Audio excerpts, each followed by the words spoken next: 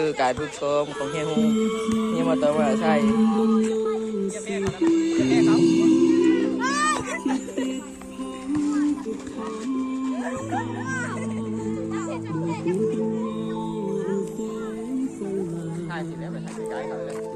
ยังมาประมาณนี้แหละโอ้ my god จูบ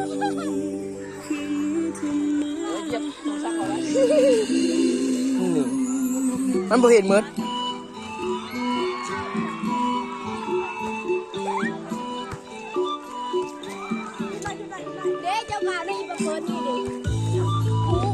เด้ใส่เปิดนี่เลยโซซับมาเด้หูเลย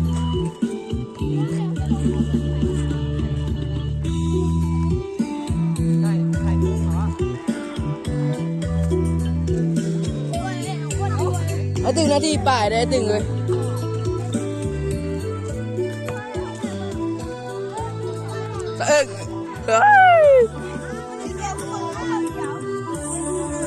กระตุ้มมัด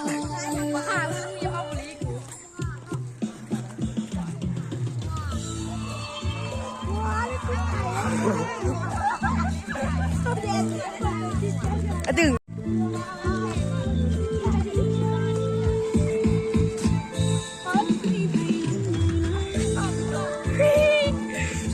สบาย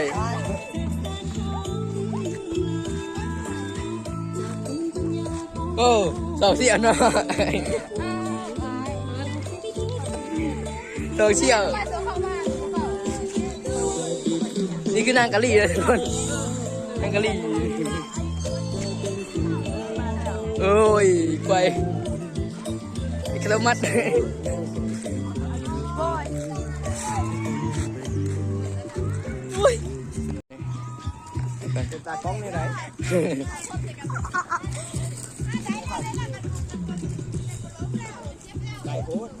มันบ่เห็นมืดอ่ะ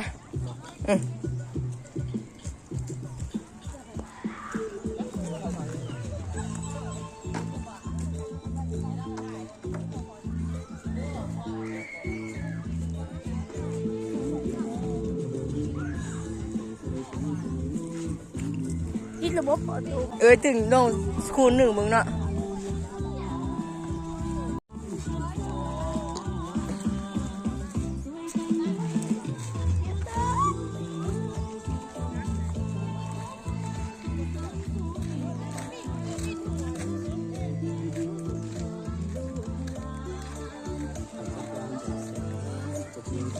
สะอึ้งจะบอกว่าสะอึ้ง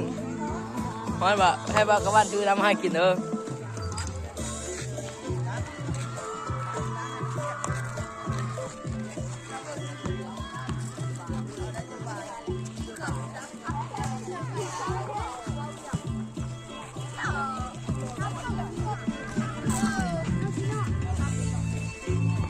ตั้งให้มันเที่ยงอันนี้กองจับจุดีให้มันเที่ยงให้มันเดินไปหน้าเลยครับหลัง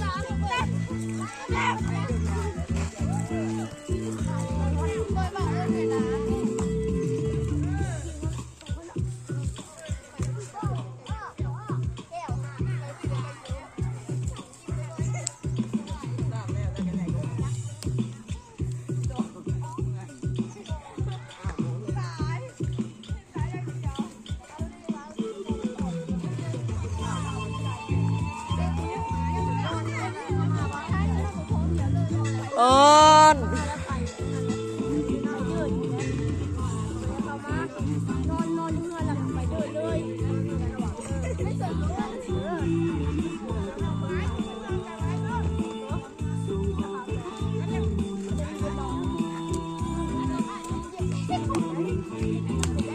ไปซื้อดาวไป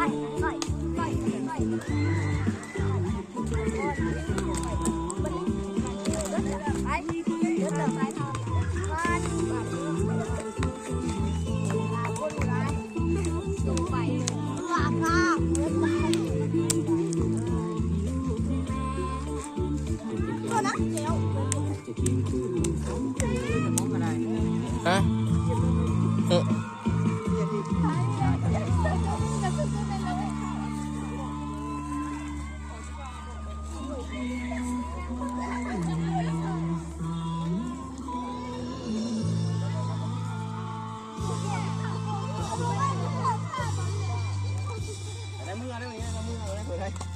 เรื่องโทรศัพท์นี่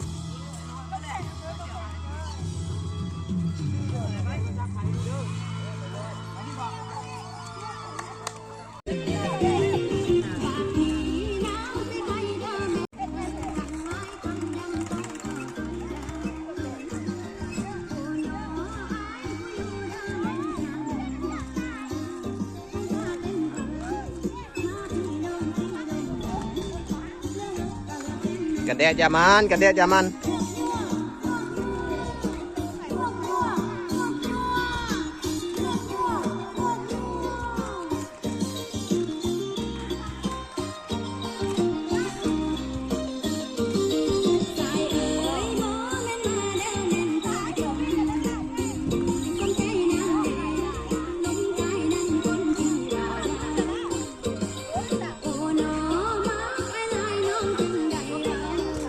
กันแล้วออกแดดเนาะ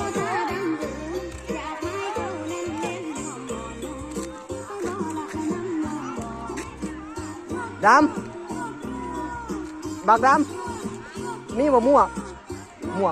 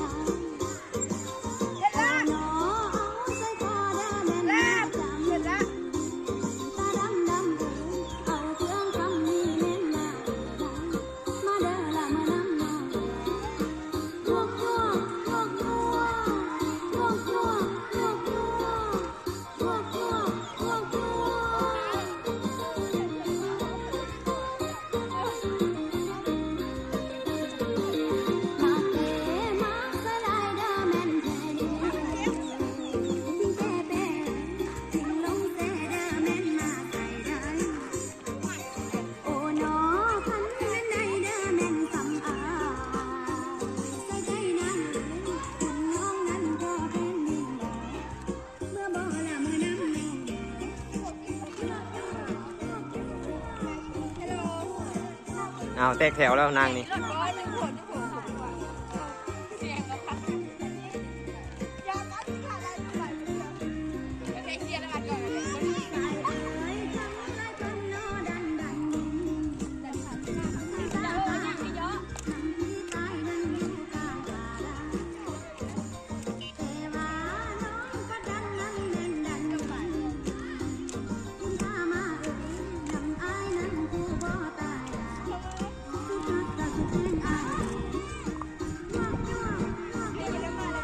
มีซุปมาแบ